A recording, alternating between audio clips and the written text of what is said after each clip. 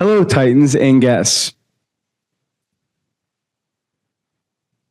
Welcome to UW Oshkosh, and welcome to this evening's event.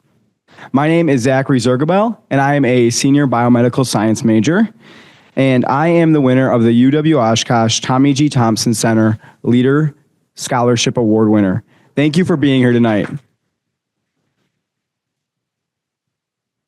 Tonight's event is co-sponsored by the Center for Civic and Community Engagement and the Sustainability Institute for Regional Transformations, also known as CERT. Thank you to our director, Mike Leader, and civic engagement interns, Riley Allen, Jess Duke, Piper Rouse, and Aubrey Selsmeyer for all their work in making tonight happen. Thank you to Kevin Crawford, Stephanie Spehar, the director of CERT, as well as many other student interns who helped with publicity, check-in, and many other aspects of tonight's event. I would like to invite Kevin Crawford to the stage to say a few words about CERT.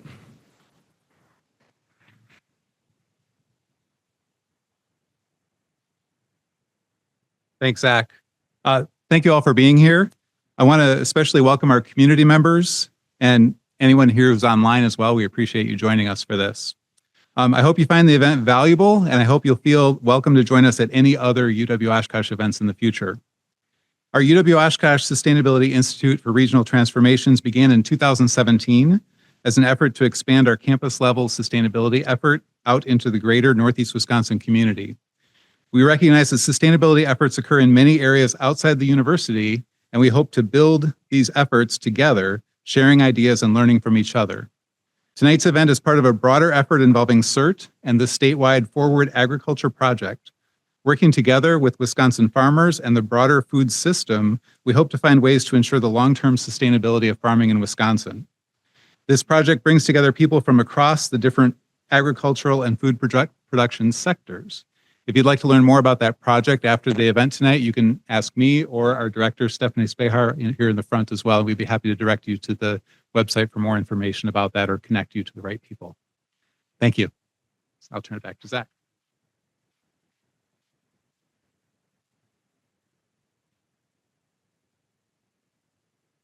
Tonight, we would also like to thank the Tommy G. Thompson Center, who is delighted to sponsor tonight's event. Thank you as well to the Thompson Center staff, Alex, Ruth, and Lily. For those unfamiliar with the Thompson Center, let me say a few words about it. The Thompson Center was established to follow in the footsteps of Governor Tommy Thompson, who proudly worked with colleagues on both sides of the aisle to advance the public good. The Thompson Center seeks to carry on Governor Thompson's legacy by informing and inspiring current and future public leaders, fostering leadership skills, and promoting effective public leadership. These work to further the goals by offering public events, funding, research, and scholarships, honoring exemplary public leaders with the Distinguished Public Leadership Award, and conducting other activities across all UW campuses. All the events are free and open to the public. For more information on their upcoming events, grant opportunities, or other aspects of the center, please visit the Thompson Center website. Now, on to tonight's event. We are welcoming speaker and author, Austin Frerick. Austin is an expert on agricultural and antitrust policy. He worked at the Open Markets Institute, the U.S. Department of Treasury, and the Congressional Research Service before becoming a fellow at Yale University. He's a seventh-generation Iowan and first-generation college graduate with degrees from Grinnell College and the University of Wisconsin-Madison. And now for tonight's conversation. Game over. Ending corporate agriculture's game of monopoly. I welcome Austin Frerick.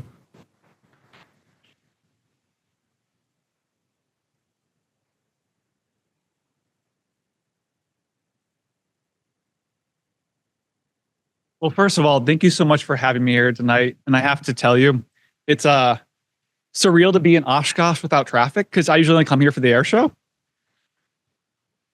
That was my experience growing up here. But before I get going, I want to go back one slide. My favorite review I got for this book was from the American Conservative saying, quote, every conservative should read this book. And to me, that really hits home to like the mission of the center. I really do think one of the most bipartisan things we can do in America right now is deal with the concentration of the American food system. because I feel like everyone's seen it not work. But before I get going, let me just kind of give you an overview of my book. So my book profiles 7 robber barons in the food system. Here's the thing. They're just narrative devices to tell bigger structural stories. What I realized is in college, you know how you learn thesis, evidence? This book took me 5 years to write. And part of it is you have to tell, we're emotional creatures. People need story. They need narrative. So each baron, I almost think of it as hiding the vegetable. So like Cargill's my grain baron, but that's really my farm bill chapter. So as you read my book, I'm building on concepts as they go. And so for today's talk, I'm going to focus on the first 4 barons in my book. But before I get going, I want to show you a few slides. And this one I just updated. This is from USDA. Let me also say, this is a really good teaching moment because it's a good example of how one data set can tell you 2 very different stories. So this is about what countries spend on food. If you look at per person, we spend more money than most countries on food. Here's the thing. I realized giving these talks is that in the back of people's minds where I was asking you to pay more for food. And I realized, no, we're paying more. We're paying more for garbage. And look at it, but here's the thing. When Big Ag talks about food, they'll use percent of income. As percent of income, Americans will spend the least amount of food. That's factually true. Here's the thing. That's a ratio. And I believe with the inequality in America now and the have-notness, you shouldn't use ratio. Because the bottom half of Americans haven't seen that wage increase. What they matter is what they spend at the register, and that's that $3,000, $3,694. And also, I should note, we spend more money on food in Italy. And anyone that's been to Italy knows what $1 gets you there is very different than $1 here. But we shouldn't be shocked by this. Concentrated markets gouge. And so I really do think the food industry is the most concentrated industry in America. Take this chart from Bloomberg Law. This was a few years ago, right before Thanksgiving. And so the author did this cool little thing where she was like, every protein in America was under investigation for price fixing except turkey. And I'm talking like salmon and tuna too. Because here's the thing, when there's only 3 companies, it's pretty easy to act like a cartel. And 2 weeks later, after the story was published, turkey was under investigation for price fixing. And also, but even when we talk about this stuff, you'll see numbers like 2 companies have a blank market share. We talk about this in a national way where food's local. You're not going to take milk from Maine and sell it in New Mexico. So Pete Harding, kind of a mentor of mine, he lives down in, I think it's called, not Brooklyn, Wisconsin, just south of Madison, Oregon. Yeah, sorry. Someone read my mind. I put together a conference a few years ago at Yale Law School on grocery stores, monopoly issues in the grocery stores. Here's the thing, we all grocery shop, but there's very little scholarship on this stuff. And he wrote a paper on how one company has an 85% market share of milk in New England. I don't need a PhD in economics to know those people are not paying a fair price for milk. And I just think this is rampant in the food system. Oh, trust me, you don't want to go grocery shopping with me.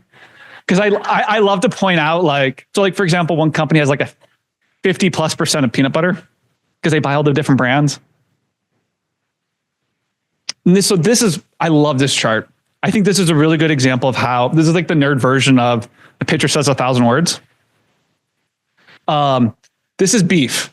So the red line is what farmers got for beef and the blue is what you paid at the register. This is textbook monopoly. You see in 2015, it just, they were correlated and then just the bottom falls out. That gap between the red line and the blue line, that's just pure monopoly profit right there. I'm working on updating this data. It's tightened a little bit because of the drought in the beef industry, but this is the story of monopoly playing out in real time. I'm also using the word monopoly, oligarch, cartels, kind of, it's all interchangeable, but they're basically concentrated markets. And finally, I want to flag this McDonald's story for you because McDonald's is the largest buyer of beef in the world. And you would think you treat your best customer the best, your biggest customer the best way. McDonald's filed a lawsuit this fall against the beef packers for price fixing. And if you're treating McDonald's bad and McDonald's, getting upset, that tells you something. And finally, I also want to flag this article from a fellow Iowan. This was in the Arizona State Law Journal. There's a really good documentary I recommend called Inside Job about how that Great Recession happened. And one of the things that contributed to the Great Recession was a lot of scholarship arguing for deregulation was financed by the banks. So what a lot of economics journals did in response was enact policy saying, well, if Wells Fargo's paying for it, you just got to disclose it. What Kate discovered is in ag economics, this policy is not being enforced. And she even highlighted an editor of a journal who is not enforcing his own policy. So you go to some of these academic websites, they talk about how much corporate money they take. They don't disclose in the academic literature. And then they're the ones telling you on NPR that you're not being price gouged at the grocery store. It really corrupts the public discourse here. And I realized this right in my book because, first of all, every commodity is different. That's like something I learned very, very quickly. But also, every commodity had their go-to pro-robber baron academic. And this is why I want to highlight that. And then finally, I realized writing this and just talking to people is the system makes bad tasting food. You see it actually in take the butter stuff. I mean, the New York Times is rated Kerrygold, the #1 butter. It's doing blockbuster numbers for butter. Guess what? That's just the way we used to do butter production 40 years ago. Inputs matter. Cows on pasture are going to make a different product than a cow in the desert in New Mexico. Even the stress of these industrial facilities, here's a story on pork. It impacts the way they taste. And so my first baron, the whole baron that started this whole book is Iowa Select Farms. So what got me going down this journey was, I kid you not, a conversation at a dive bar in Iowa in 2018. I didn't know, but Iowa didn't have campaign contribution limits at the time. So this person was telling me there was a big race in Iowa and the largest donor was a hog farmer. He had given the governor over $300,000. But not only that, it was the hog farmer had a private jet because he had a home near the fancy part of Des Moines called Jordan Creek and Naples, Florida. And allegedly on the jet were the words "when pigs fly," which, first of all, that's good copy. But then also, I was just curious, how did a hog farmer become the most powerful person? So I teamed up with a journalist friend of mine, and we wrote this story for Vox about the hog baron. Because I really believe you have to understand how we got to a point in order to address it, fix it. And so when we tell these stories, we tend to tell these stories as, here's that story, the hog baron. I should note, this is a pretty common thing you'll see among a lot of these hog facilities, are these dumpsters. Like 10% of hogs die outside them. Also, this is my hog baron's office. It looks like it. And then that's one of his production facilities. I think an undercurrent in my book too is, well, who is a farmer? Are you a farmer if that's your office? Are you a farmer if you have a spokeswoman? And that to me looks like the New Jersey Turnpike. That land looks so dead. And so part of the hog baron is his whole empire is Iowa. He's in 60 counties of the 99 counties in Iowa. And so Iowa, this is a weird thing to say, I kind of blame chicken fingers because a century ago, in response to the jungle, when we wrote all this meat industry regulation, we didn't write chicken into the regulation because there weren't commercial chicken slaughterhouses. You just had chicken in your backyard, you brought it inside and you butchered it. So it happened down south where corporations took that exploited model from sharecropping and applied it to chicken production. Here's the thing, when you engage in that really exploitive, production model, you can make a cheap product because you're exploiting the farmer. Like most chicken farmers live in poverty. So chicken starts getting a lot of market share, and USDA could have stepped in and be like, no chicken, behave like the other meats. But they didn't. What we've seen across the American food system is they call it chickenization, where they apply the chicken model, and hogs did it. It started in North Carolina, where I actually think it's the best example of environmental racism in the food system. Poor black areas in the eastern shore of North Carolina, they built these massive hog facilities. A state senator literally wrote the regulations, deregulated so he could do this empire. In Iowa, with all this manure, what we do is we inject it into the soil. In North Carolina, because the water table levels, they have to spray it into the air. So you see all these stories of these poor black churches having to repaint their steeples every few years because they turn brown. But what happened, I tell this story of, so North Carolina starts doing that. And again, USDA could have stepped in and be like, no, North Carolina, we're not going to do this. Because the second you regulate hog manure like human manure, this model's not economically viable. No city with, keep in mind, a hog defecates 3 times more than us. No city of 20,000 would just have manure lagoons that occasionally leak. So Iowa, the lead of Iowa didn't want to lose number one hog status to North Carolina. So they commissioned a study. Basically, the study says, let's forgo the family farm. Let's engage in this race to the bottom. And my hog baron was the first mover here. He started building the sheds, those confinements, and he branched into running this operation.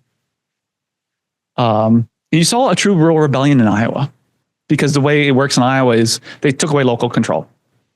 So if one of these things go up next to you, you can't stop it. And your home value craters because your home's your everything in America. Your quality of life goes down. The politics on this stuff are fascinating. I mean, Pat Buchanan got second place in Iowa caucuses on this issue, partly people championing opposition to it. And then you just kind of see it. This is the collapse of the hog family farm in Iowa. Hog production has, increased, but the number of farms and hogs have collapsed. What tends to happen in these moments, and you see it, we saw it in dairy, is capital inflows into these industrial models. There's an overproduction. There's a glut in the market. The local family farm goes broke, and the big boys can survive because they have access to cheap capital. Just to put the context for how bad it is in Iowa now, there are 25 million hogs in Iowa.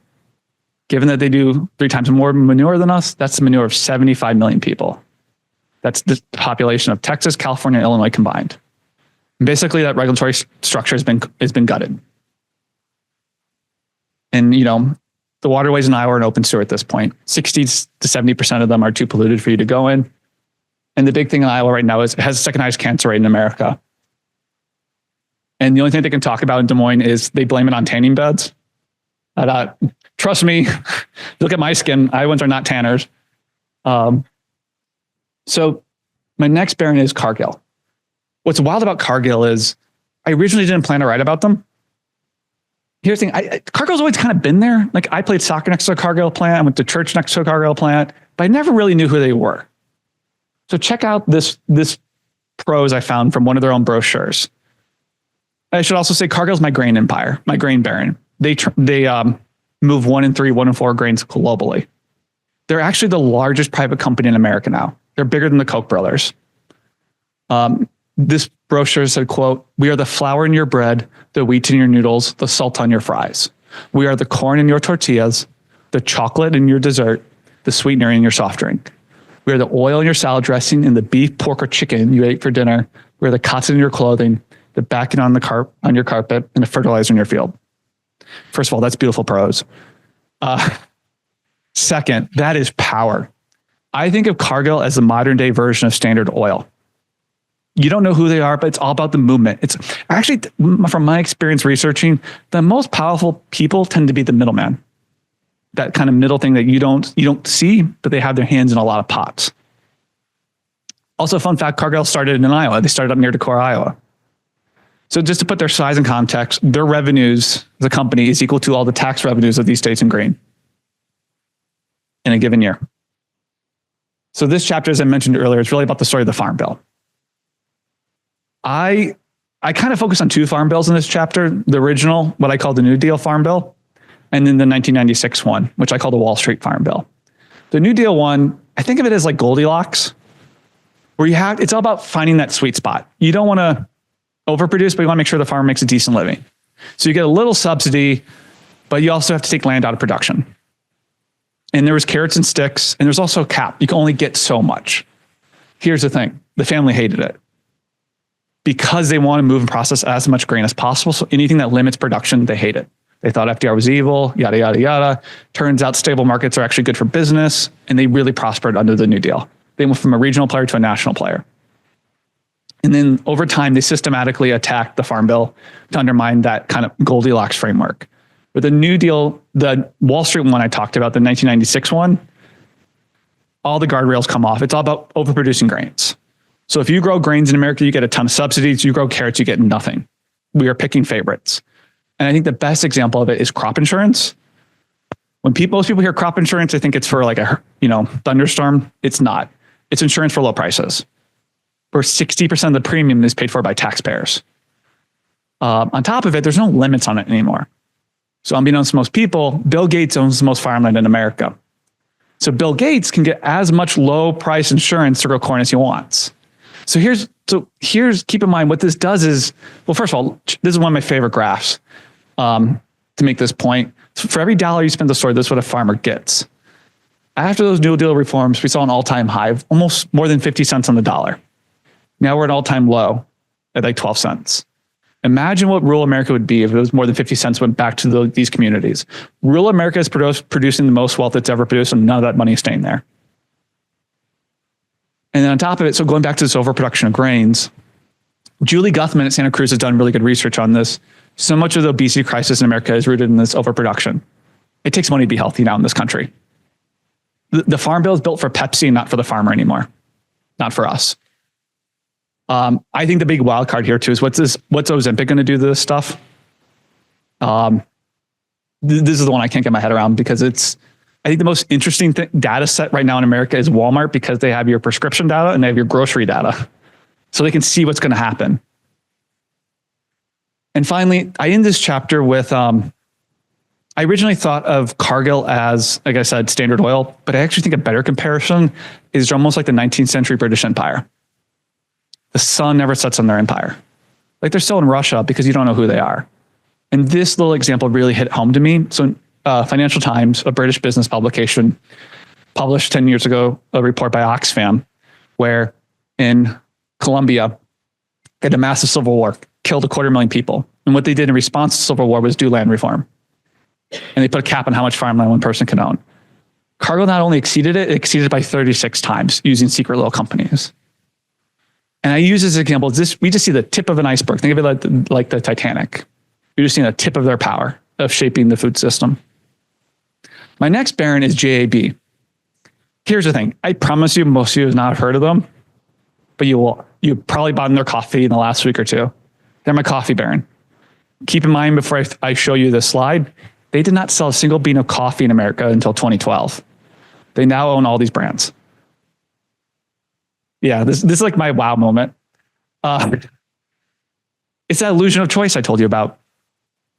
You know, Krispy Kreme's all this, Panera. Here's the thing. You know who this hurts the most? Coffee farmers. What used to be 20 buyers of coffee is now one. And one, by the way, it's a secret German family. So it's now one family buying their coffee. And even when they bought Keurig, they got all these brands. They got your Dr. Pepper, they got your Snapple. So that's what this family, it's known as a roll-up. That's what they call it in private equity in business. They saw a competitive market and they threw their money at it to roll it up so they get a dominant position to then engage in price gouging. One might assume price gouging or price fixing. They've been doing this. After they did this in coffee, they started this in veterinary clinics. I'm trying to say this nicely. They realized after COVID, people were emotionally attached to their animals. And they realized people are not economically rational when it comes to their animals. So they bought a bunch of pet insurance companies and vet clinics. So if you wonder why your vet bills have gone up a lot. So I use this chapter to tell the history of antitrust in America. Fun fact, the first anti-monopoly laws anywhere in the world comes from Iowa. It was Iowa farmers mad. And even when we tell this history of Teddy Roosevelt breaking up the meat companies, we truncate history. This whole thing started with Iowa farmers, and then a few other states did it. Then we passed some federal laws, but then it took a few presidents to finally get one to do something. So I focused on Louis Brandeis from a century ago. He really helped create the modern American antitrust, anti-monopoly framework, where at its core, it's not that big is bad. It's that he really did not like companies that get big through acquisitions. Like take my coffee brand. That's what he really disliked is companies that just got big because they bought a bunch of companies.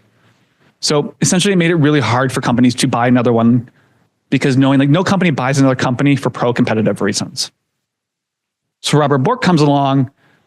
People might know him as Nixon's hatchet man for the Friday Night Massacre. He basically comes up with this pro-consolidation framework. He coins this phrase consumer welfare standard that says company A can buy company B if you can show that prices go down for consumers. Well, here's the thing. I can hire any economist to give me those numbers. And also even that phrase, consumer welfare standard. I think a hallmark of this era is so much language is designed to keep people out. Those words mean nothing, but they sound smart. How many hogs one person should own is not a math formula. These are questions that democracy needs to wrestle with out in the open. But this chapter ends, and I think actually one of the most hopeful things right now is the appointment of Lena Khan to chair the Federal Trade Commission 4 years ago. She wrote an article that an academic law article went viral. How she said we should go back to the Louis Brandeis thing. And she used Amazon as the example. She did a bet on fertilizer consolidation in Iowa last summer and got 100 people in Iowa to come to it. Like no bureaucrat in DC gets 100 people. She's bringing back that old framework. She's kind of like, that statue of the little girl standing up to the bull? She is that statue. She's the one filing all the big tech antitrust lawsuits. She stopped this Kroger-Albertson merger. Like all those brands you see right there, they would have been one company, but she was able to stop that merger.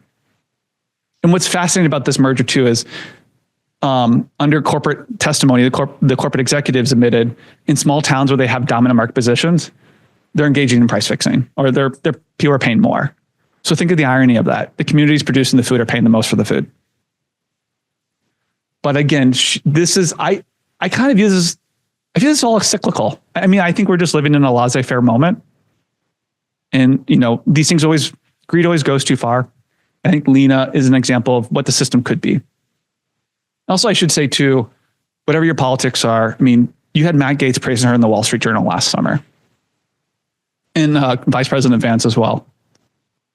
And finally, a big point. So going back to the family, my coffee baron family, the British tabloids discovered a few years ago that they have a really dark Nazi past. They were early supporters of Hitler. They used slave labor. The owner ended up having an affair with one of the slave labor people. Some of those children now own the company. It's a very fascinating, complex story. But the family commissioned a self-history. How did this happen? What did we do? And I want to make this point in this chapter, and it's been lost history, that monopolist finance fascist. And so there's a congressional report from 1947 I want to flag for you. Congress Commission report, how did it happen? And they said Hitler's largest donor was a company called IG Farben. It was a chemical company. It said, quote, their campaign donation made the dreams of my come true. Hitler would walk into a room. I don't mean that crazy stuff. Let me help you sell product. So after the war, the American military actually broke up a lot of the cartels. IG Farben was broken up into 7 companies. I recommend this book, Hell's Cartel. It's fantastic on it. You might have heard of one of those companies. It's called Bayer Monsanto. And finally, so the family, made a donation to a charity saying, we vowed not to do this again. But right before I went to press, the Wall Street Journal reported they're still in Russia. And I think Putin's the closest thing we have to a modern day fascist. And the fact that you're still in Russia tells me your words mean absolutely nothing. My last baron I want to talk about today is Fairlife. So I had to talk dairy with you guys. So this was like the nerdiest chapter to write because I was determined in my book to talk about checkoffs. We'll get there in a second, but Fairlife. So Fairlife is this milk. To quote one Coca-Cola executive, it's twice the price of milk for half the volume. I think of it as bougie milk. First of all, they're doing blockbuster numbers, long shelf life, but the protein content. Young men are obsessed with protein right now. You go to any gym in America, you'll see tons of these low core powers. I should say something.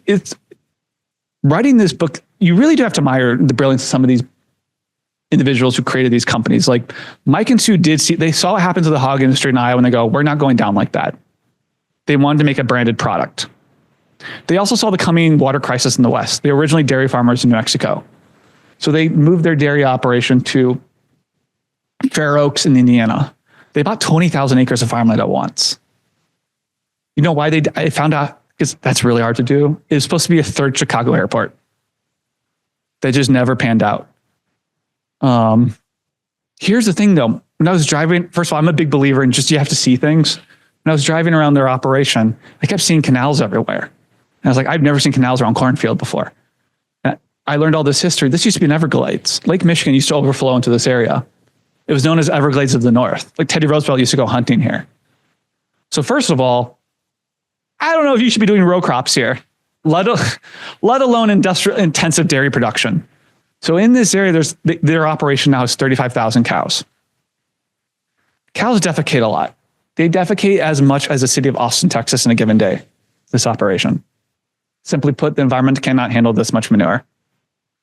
But part of going back to what Mike and Sue is, they wanted to make a branded product and they wanted to move, because of the water crisis, move back to the Midwest. And they also want to get ahead of the narrative. They saw the negative press going around these industrial animal facilities. So they turned their industrial animal facilities into a tourist attraction. Well, Fair Oaks Farms. It is now, you can literally board a bus and you drive down, they tell you how happy the girls are. This is one of the largest tourist attractions in the state of Indiana. There's an ice cream parlor. There's a rock climbing wall themed to a milk carton. You can't see it, but there's a Marriott themed, milk dairy hotel. So let's talk checkoffs. So checkoffs. So the got milk stuff. The checkoffs are a fascinating history. It's a really good example of good intentions gone wrong. Checkoffs come out of the New Deal. Literally, it was farmers checking a box, paying a tax into a pot of money to advertise their good. Drink more floral orange juice. There's 20 some of them today. Here's the thing, most of them don't matter, and they're the things at the state fair that hand you the free samples. But I focus on the dairy one. So in the 1980s, as the farm bill starts changing to overproduction, because right now we're producing too much, let's just say we produce too much corn. Instead of being let's grow less corn and grow something else, it's how do we find additional uses for the surplus? So that's what the goals of the checkoffs came.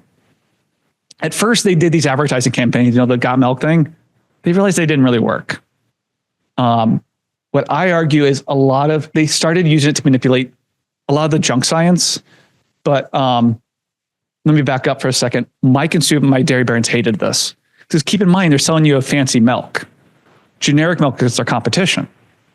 So it seems that they financed a lawsuit to do all the way up to Supreme Court to get out of paying into the checkoff.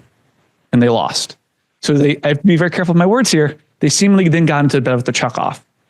So this tourist attraction was financed with checkoff money. This branded milk was financed with checkoff money. So you have money from dairy farmers going broke, going into advertising a production model that's driving them into bankruptcy.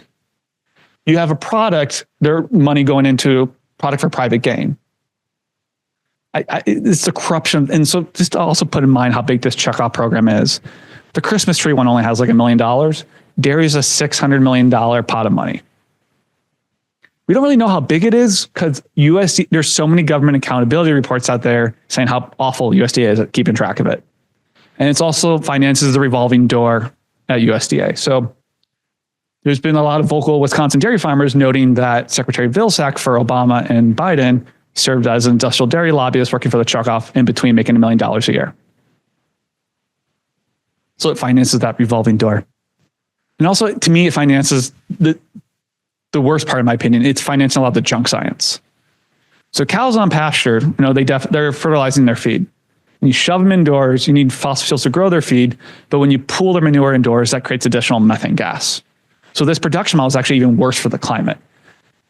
Mike and Sue knew that, so they want to get ahead of the narrative. So they use checkoff money to basically create this science to quote, solve the problem of their own creation. Keep in mind, family dairy farmers don't have this issue. So their money's being used against them. Oh, before I forget this fact, the state of Indiana would even give this nonprofit tax status because it said it was too much for personal gain. Yet somehow USDA allows this. And Secretary Vilsack said this is the future of dairy.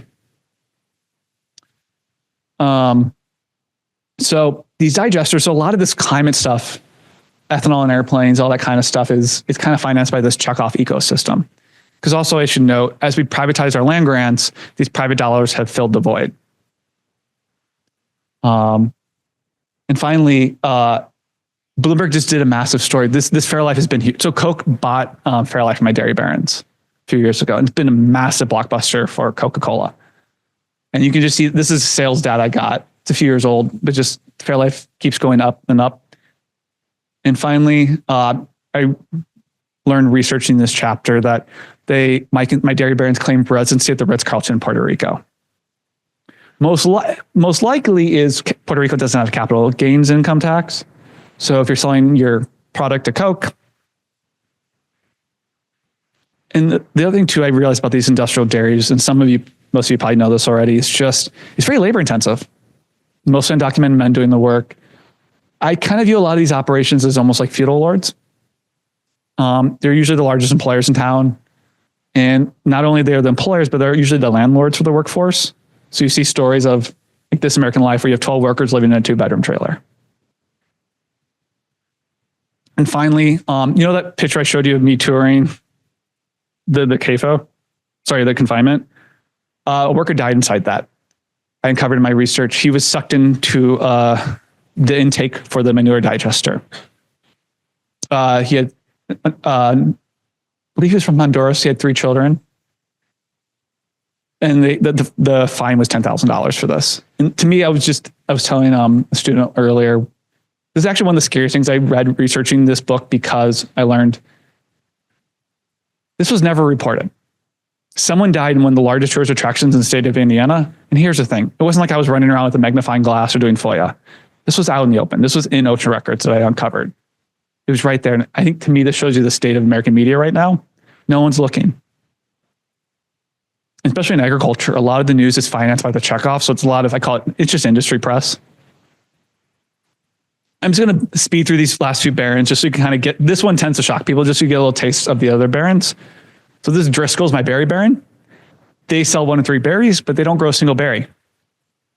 They use that chicken model production. They contract out production. Think of them as like Nike. They own the IP of the berry and they have other people grow it. And this chapter to me is really the story of how so much produce in America has moved offshore. 40% of your vegetables, 60% of your fruit. It's also why a lot of it doesn't taste good anymore, because that stuff is engineered for durability, not taste. And a lot of it too is just how farmers doing it right here, following certain labor and environmental standards, cannot compete on price against these production models. They move to developing countries that look the other way for child labor. JBS Foods. This is my slaughtering baron. This is the largest slaughterhouse the world's ever seen. There's a plant up in Green Bay. 1 in beef, 1 in pork. No, number 2 in pork, number 1 in poultry, number 1 in leather. They own all these brands. Slide number 1, slide number 2, 3, 4, 5, 6, 7, 8. I joked to someone, you could go to Woodman's and play bingo and see how many of these brands you could find. And finally, Walmart. I think of Walmart as my king of kings. It's my head baron. Walmart, Walmart owns Sam's Club. Put those 2 numbers together. They sell 1 in 3 groceries. The largest, to me, the most powerful person in the American food system is a Walmart buyer, because you're buying food for 1 in 3 of Americans. And then going back to market share, what they did is like a lot of is, national grocery data is not really useful. What happens is local. What options do you have locally? In a lot of places, they'll have a 70 to 80% market share. They're also the world's richest family. They own these 2 NFL teams. So I get happy to geek out any more of these barons, but I think a big part is I also want to focus on where do we go from here? And for me personally, the biggest thing we can do is put animals back on the land. I think it's the best thing we can do for rural communities. It makes a better tasting food. And my silver lining is I think we're at peak ethanol. Bloomberg reported that Norway last year, for the first time ever, had 100% of new cars were EVs. Cars are going to be EVs or hybrids, but right now, unbeknownst to most people, ethanol is the largest use of corn. That's going to change. So what are we going to do with all this farmland? My goal is to put animals back on it. Because guess what? Like a lot of grain production will be robotics in the future, and that's not a bad thing. But one person can only look after so many cows. And also, by the way, this is such more dignified work. When your job is to go into a site of confinement, haul out dead pig bodies, imagine what that does to you. Whereas I realized writing this book, I personally believe like dairy farmers have the most intimate relationship with their animal. Every dairy farmer, they know every cow is like a dog to them. They'll tell you the lineage, they'll tell you the personality. I think getting back to that in America is so key right now. I feel like a lot of people feel like the lack of dignity in their job. And you kind of see that in my coffee chapter. My mom used to have her own coffee store now, and then she ended up working for Starbucks. And here's the thing, there's no coffee being native to Iowa. You can grow coffee anywhere. But people came to my mom's store because of that intimate relationship she built with them, that sense of pride. And the second thing too is bright line rules. The goal of any corporate executive, never forget, is monopoly. You're going to have a tension between government wanting competitive markets for innovation for farmers, business not. So how do you put up bright line rules to stop consolidation? So like one example in the meat industry is it's called a packer ban. It says you cannot own the animals you slaughter. So first of all, if you just do that, so Iowa has that law. We don't enforce it. If you were to enforce that, you actually break up most meat companies. So like Smithfield's is a Chinese-owned company, largest butcher of hogs. They're also the largest owner of hogs. They own like 1 in 4 hogs now in America. You enforce that ban, you break that company up. Third is institutional buyers. So as we phase out this old system, let's use the power of schools and public institutions to help build up this new system. I want to highlight this example because this is why I love doing these talks, is you find out the coolest things. So I gave a talk at the Dells at the Wisconsin Farmers Union 2 months ago, and I heard about this in Wisconsin.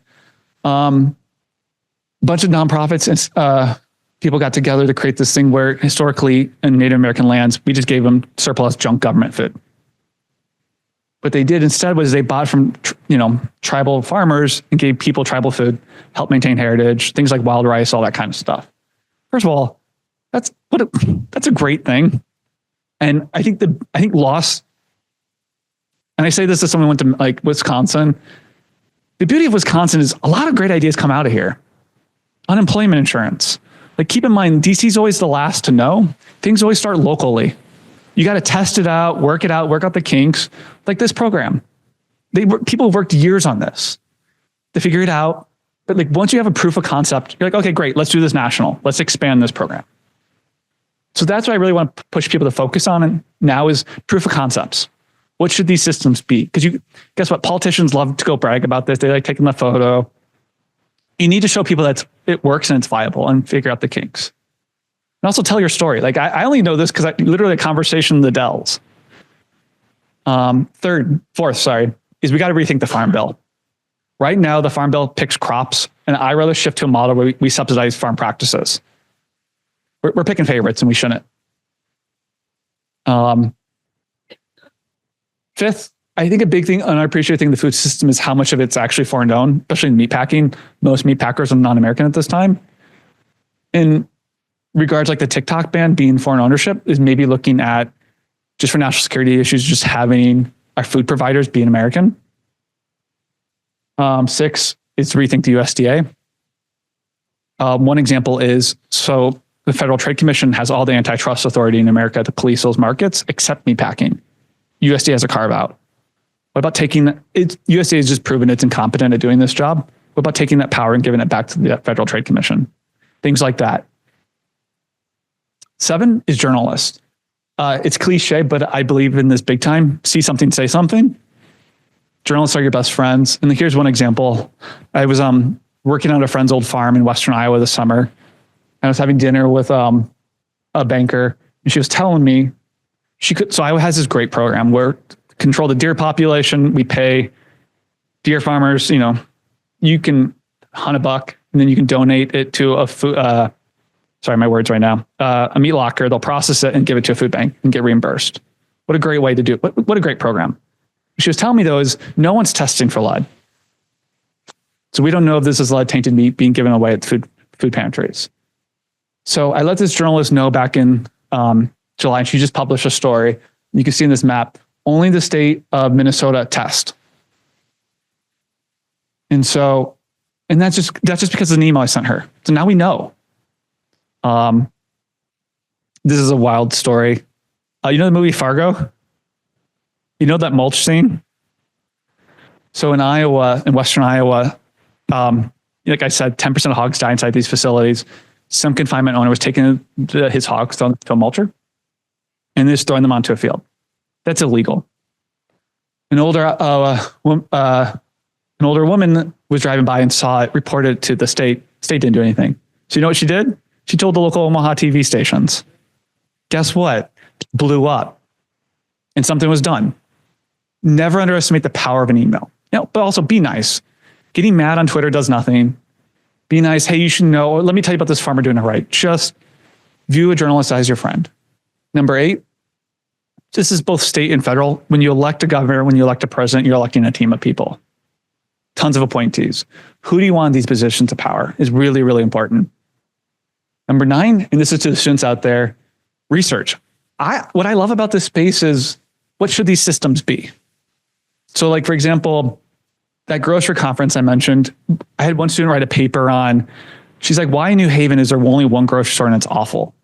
And then she started research, and it turns out there's all these deeds and landlords where you can't open a grocery store and all this kind of other anti-competitive stuff. Or another one, here's a good positive example. Ellen is just named actually Iowa's Mother of the Year last year, but she is a farmer. She has a restaurant that she serves her meat, and she also runs her own food distribution company. Because she realized big companies like Cisco didn't want to deal with her. So she created a food company that's now a nonprofit to essentially help farmers get into Omaha and Des Moines. And so she's just we should expand this concept, is make more of these nonprofit food hubs to help this distribution access. So I say all this is just, what should these systems be? Just think about it. I mean, it is, and also this stuff is, there's a lot of technology and data going into this stuff that people just aren't quite getting their heads around that I find really interesting. And finally, the last thing, join an organization, be part of something. You can't do this alone. You can't fight for change alone. And I love this photo because this is who I opened my book with, is Julie Dunn. She's a retired secretary. And I should note, there's only one mistake in my book that I know of. I identify, so she's from Eldora, Iowa, but I identify her as being from El Dorado. So we'll be fixing the paperback, but I opened with her. She fights back. She goes through every hog confinement in her county, looks for errors, does something about it. And one of my last book events, when I launched my book in Iowa, was the hometown of my hog baron, Iowa Falls.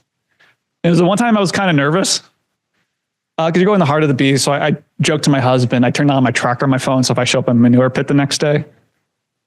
But no, in all seriousness, we had 50 people show up for that book talk that night. And first of all, that's you're lucky in New York at a book talk to get 50 people. And it was half the people stood behind afterwards just to tell me something. It was nothing bad. It was just, they saw the empire being built and they saw the false promises and lies. And they wanted to tell me, you should look here, you should look there. What I realized writing this book is most people are trying to do the right thing. It's just a greed of a few people holding us back. And part of me using that robber baron framework is to show you we've been here before. We're not talking AI, we're talking hogs. And so that's kind of my hope of this moment, is understanding we've been here before, but also focusing on the past, the future. What should these systems be? This is my hope. What is a positive food system? Because here's the thing, 1 in 10 Americans work in the food system. Let me go back for a second. What I'm working on next is I'm working on Cisco as a baron. I got really into restaurants. So Cisco is like a grocery store for restaurants. They have a 50% market share. And then I'm also starting to think about a next book. And I'm thinking of almost, it's a weird thing to say, I want to focus on food systems that work. For example, Alaska bans industrial fishing. So I want to focus on Alaska salmon. I want to focus on maybe Kentucky bourbon, Maine lobster, Irish butter. This kind of, I feel just right now people crave hope. We know the system's not working, but what should these systems be? Because I really think you should start thinking about that now, because you never know when these moments of change will come, but you have to have a plan. Because going back to this industrial meat and dairy production, we're playing Russian roulette. What's happening with egg prices right now is going to be the norm. When you put that many genetically similar chickens into a metal shed, you're going to get disease outbreaks. So on that note, thank you guys so much for coming tonight. I really do enjoy it. I'm happy to take questions. And also, by the way, the book makes a great gift to anyone. Yeah.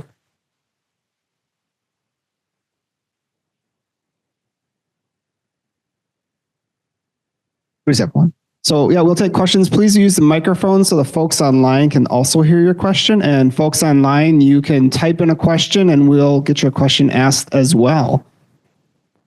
Well, you talked about the Select Farm. Was it Select Farm up in Iowa? Yep, Iowa Select Farms. They are the ones that were pushing for that big CAFO hog farm in Ashland, Wisconsin, which was defeated. But they have actually soiled Iowa so badly they can't grow anything there anymore.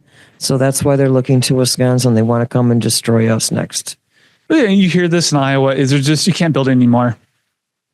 And here's the thing interesting thing with hogs. Our pork consumption is not going up. It's pretty flat in America. but we're producing more and more. It's for export from Mexico and China. At some point, you have to be, is it worth destroying rural America to feed China? That's the big question I think should be answered. And here's the thing with the hog barons, I should say. I could have done 10 other hog farmers, like 10 corporate entities control 80% of the hog supply. From like a narrative, as you read the book, I didn't want to tell the same story over and over. It's like my hog baron to me is like my trashy Florida money. And then Cargill is like my aristocratic Connecticut. So these are universal stories. This is on. Okay. So you highlighted EVs. So is grain like the number one influencer for fuel? Is who, sorry? Fuel in the United States? Is it like grain and ethanol that's like one of the main components for like what we use for surplus? Yes. So ethanol, so it's like 50% of the ethanol of the corn crop now goes to ethanol. Okay. And then is the vision for like wanting to go with more hybrid and more EV, but then does that open the door for like other issues like mining and fracking for like rare earth metals that could also contribute to population as well? So what do we do with the surplus as well with grain? So let me back up to,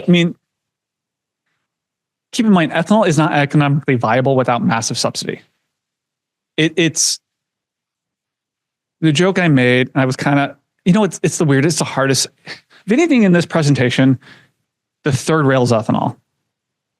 At Iowa State Agriculture School, I said this fall, anyone that believes that ethanol is good for the climate in 2024 thinks the world is flat. The fact that that's a risky statement is like, geez, but ethanol is a result of, instead of being like, well, let's just grow less, let's do something else, let's find additional uses. As for the climate of the other things, here's the thing though, the automakers are like, you're getting SUVs now, hybrids are getting like 50 miles a gallon. The technology's there. I don't know about the mineral stuff per se, but this overproduction, first of all, keep in mind with the overproduction of corn for ethanol, it's actually been really detrimental to the family farm. It's pushed a lot of beef farmers off land because you can't pay rental prices against corn, which by the way, most corn now is going to be, these tractors are driverless. They're $500,000 combines owned by private equity in Chicago. And it's like, is that what we want?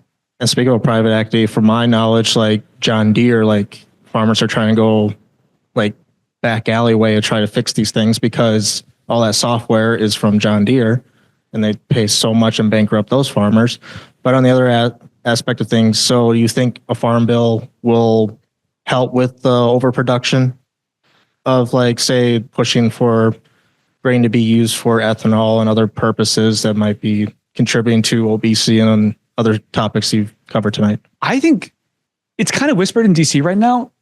The farm bill is collapsing in front of us. They've been trying for the last year to essentially pass a status quo farm bill and they couldn't. Industry's really freaking out. Republicans have everything now. And what's really interesting, and I realized this in my book tour, is that a lot of younger conservative men are really caring about their health and what they put into their bodies, and they're really disgusted by the farm bill. So you're even seeing the Republican House caucus, it's collapsed. Like they don't have votes to even pass that. Here's the thing. Anyone that thinks they know what's in store for this, I gave up predicting. I'm just a believer in, you just kind of got to do your own thing. Like, what should these systems look like? Like, I didn't say this, but like, I love this slide. Like, Iowa should be the Italy. How do we get to that system? And so like, I'd rather just focus on like, where am I trying to drive a ship? Because right now I drive Iowa and it's just sad. You smell animals, you don't see them. And it's just, you see the sadness, you see the pain, but no one's articulating that hope. And so that's what I want to focus on. So who knows what the farm bill, it might be this one, it might be the next one, but the status quo can't hold.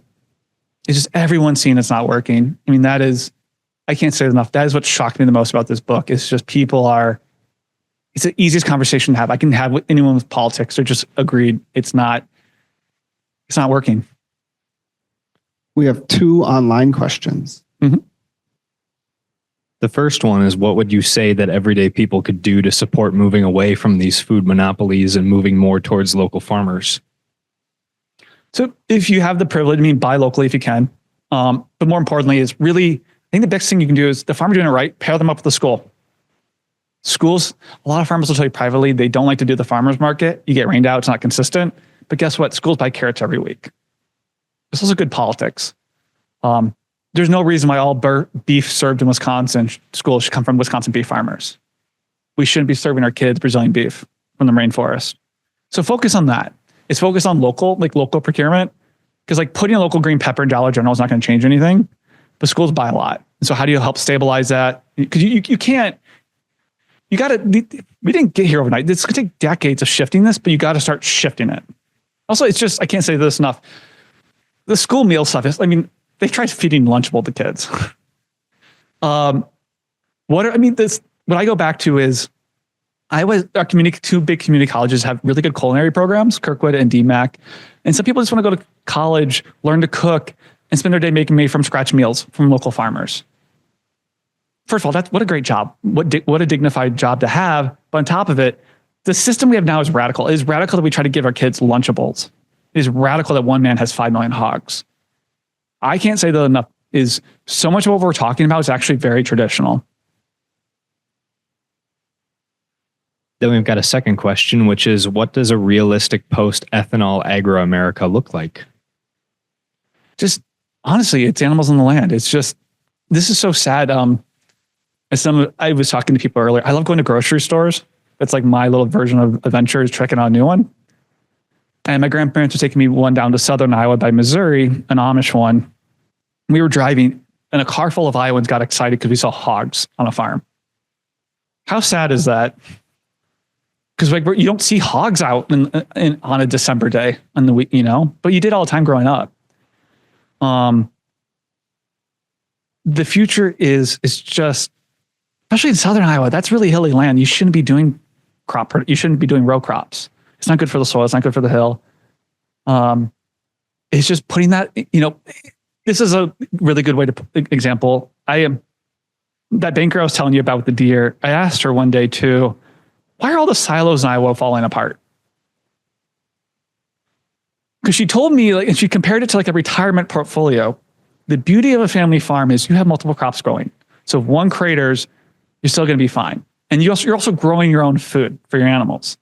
What this system does now is it pushes people to do one or two things. And here's the thing. It makes you incredibly fragile. That's like putting all your retirement into one stock. But that's what essentially we've done to farmers. Because here's the thing. If you want to still farm right now in America, it's really, really hard. You essentially have to do industrial dairy production, all this. The system now is pushing people. You have to do these things in order to even do it. But you realize the system is not designed for you and how fragile this whole thing is. And it's fragile and also expensive because then we have to do these massive bailouts because these systems break. We saw that with the COVID, because all of a sudden the slaughterhouses stopped shutting down. So then all of a sudden we have to spend millions of dollars to kill a bunch of pigs. And it's like 20 years ago, you just let the pig run around the yard a little bit longer.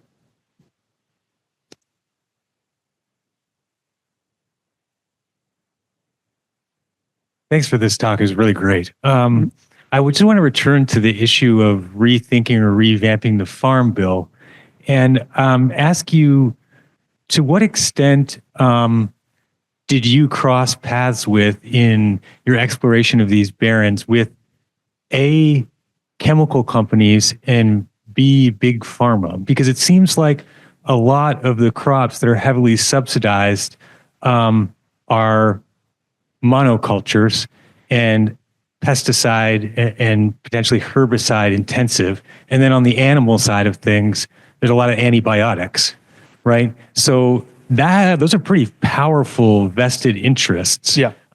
Selling a lot of product to maintain this system.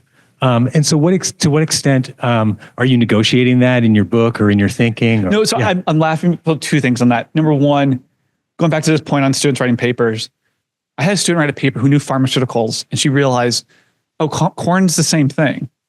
The same shenanigans we see in pharmaceuticals, we see it play out because this stuff is so advanced and there's so many shenanigans going on. That said, to your question about the chemical stuff, so just getting the weeds, speaking of consolidation, the book industry is really consolidated. So when you sign a book contract now, the liability is on me. So if you notice my book has 1,000 footnotes, it's because I'm married to a lawyer who freaked out once we knew that. So everything you see in the book, I wanted to show evidence. The chemical stuff, first of all, that's the most litigious space. But also, that's just not my background.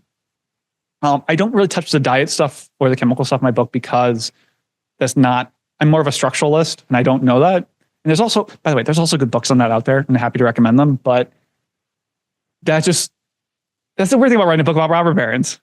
You know, you're dealing with real power here. And so you see it to me.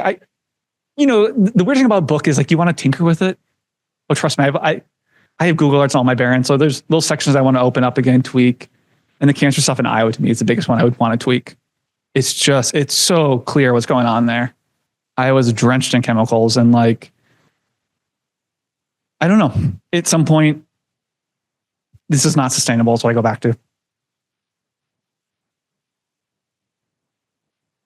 Thank you, Austin. Also wanted to echo appreciation for especially the way you created coherent stories out of all this complex material. I would love to hear you talk a little bit more about one of the points in your vision where you mentioned you'd like to see Americans doing agricultural labor.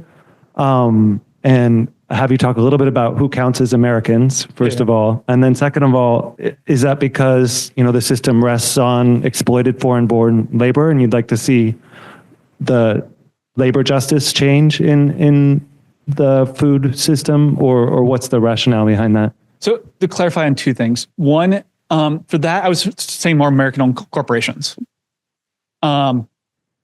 The TikTok, I personally supported the TikTok ban just because I think media should be owned by the country of the media it's operating in. I think for food, the country where food's made should be owned by the company where the food's made. But your question on labor, though, what I realized is, like I mentioned earlier, what is a farmer? What is a family farm? I thought it was such a fascinating question because a lot of my barons will cosplay as farmers. Like Dirty Jobs, my dairy baron's been on there, did the whole little rigmarole. But it's like, are you the farmer or the 100-some people employ the actual farmers? I love the Wisconsin Farmers Union's definition of a farmer. I think it's the best one out there I've seen, where more than half the labor on a farm is coming from a family. Here's the thing, even that definition has problems because like produce is like very different. But I do believe you kind of have to like have concrete definitions because the second you don't, people start exploiting that good imagery. Like I didn't include this when I talked about my slaughtering baron, but my slaughtering baron's opening these like fake local meat stores now because they're tapping into that, what we perceive as the image of the farmer doing it right. Any more? Great talk. Thank you so much. I'm about to open a big can of worms potentially and talk about current politics.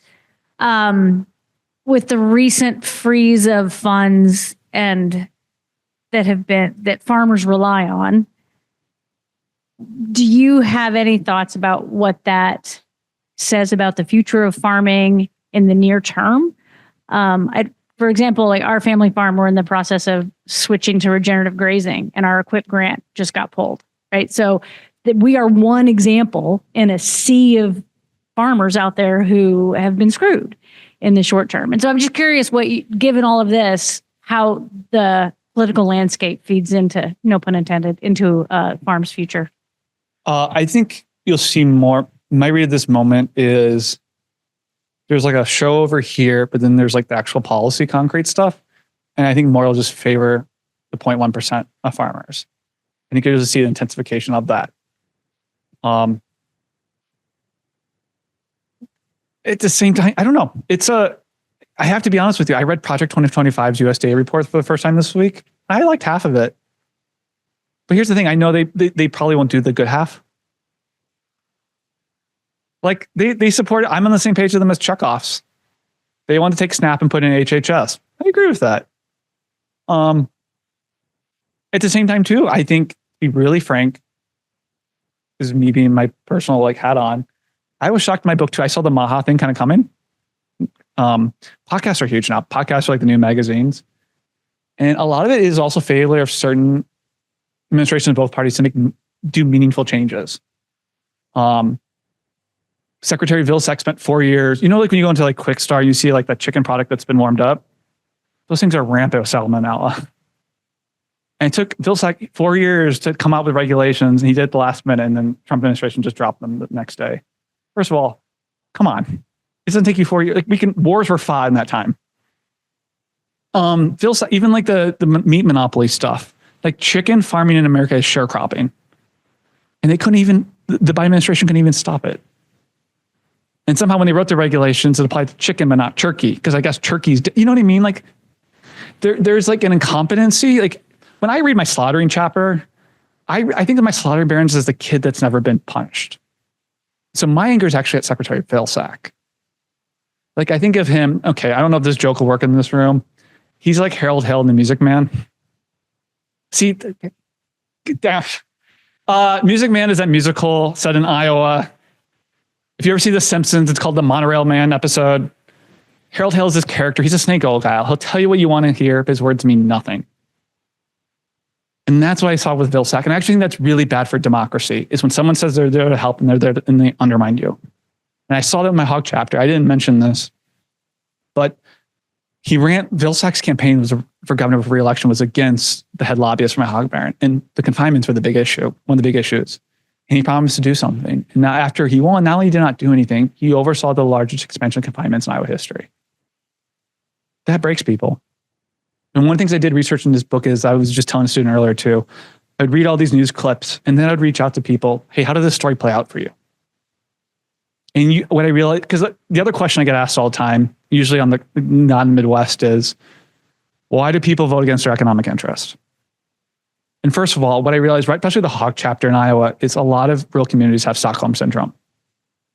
People fought power and they lost. Your home values collapse in a lot of these areas because of these confinements. You can't afford to move to where your kids are. You kind of just want to blow the whole thing up. And also, you've heard people on both sides of the aisle give you a song and dance, and those words mean nothing. And it's like, that's why actually I think Lena Khan is a very interesting historical figure. Keep in mind, she's only 35 years old. She put points on the board. Here's the thing, these cases take a while, but a judge convicted Google of being a monopoly. And they're now starting a trial over to break up Google. And the question is, how do you break it up? You know what I mean? There's all this kind of, these things don't happen overnight, but that's a big deal. And what's happening too in the law world is all the kids want to be here. So they're all writing scholarship like her. They're all starting to think like her. And that will have really big impacts in society years, decades from now. Khan. And okay, fun little nerd fact. She's the one that got me into all this. I was a Treasury tax economist, and we had population data on our computer, and I wrote a paper on the growth of monopoly in the tax code. And I was like, what's going on here? This is 2016. And before she went to law school, she was a journalist, and she wrote about chicken monopolies. So here's the thing, little tip to students. Just reach out. If someone writes a good paper, academic, reach out. Tell them you enjoyed it. We ended up getting coffee. She's the one that told me about all this antitrust stuff. And for me, I'm a first generation student, and I was working at Treasury, and Treasury is like the Gilded Age never ended. That building's like super, it's all these prep school kids. And I was like, oh, you don't get what's going on in America right now. And that to me is like, oh, this whole antitrust thing explains so much of this. People are just angry. People feel like they're not getting a fair share, and you're not. Look at that beef graph. You just inherently know you're not paying a fair price for things. And so what I love about this is it justifies people's anger and redirects it. Is there another hand up here? Got time for one question still. My question is, you talk about the people going back to the farm, the smaller farms. How is that going to happen? Because land has become terribly expensive, and not that many people want to work that hard, so that it's even going to be profitable. The how is what I'm interested in. How you think we can get back to that? Yeah. Well, let me start with the notion. What I realized quickly is there's never a silver bullet to anything. One is, first of all, for like land, so much, we should not have private equity in land. The separation between those who own it and who farm it are two different, like most farmland in Iowa is owned by non-Iowans. We need to address that issue. Like, because a young farmer cannot compete on price against private equity or against Bill Gates. Second is, to me, is using the procurement of schools to help drive that, help stabilize those family farmers, because like using your, like my personal consumption doesn't change the systems because I don't buy it. You know what I mean? I don't buy that much. And we've tried that for 20 years. It didn't work. The system got more bifurcated. So how do we stabilize them, grow them to show it's actually profitable and economical? I don't fully agree with the notion that people don't want to work that hard anymore. I think a lot of people want to be their own boss. But they see like the margins are so tight. I mean, a lot of people try to do that CSA thing, but they're basically, I joke, the only farmer in the free market is the CSA farmer because they get no subsidies. And they're essentially selling, like they don't usually make any money. So how do we stabilize them? How do we grow that? Because right now the system is heavily subsidizing the industrial model. And so it's giving people that option. Is some people just want to do their own thing. Some people, I don't know. I find a lot of, I mean, farming has so much math. Like I had a quote in here earlier. It's like something about, hold on. I love this quote. I just added it to my slideshow. The farmers are engaged in probably the most exciting gamble that there is in a business venture. You know who wrote that? Eleanor Roosevelt. She really, I've been on an Eleanor kick lately. And she was really, you read a lot of her writing, she loved agriculture. So I just like want to say that, like people enjoy that. So that's my hope. Well, let's give Austin a big round of applause.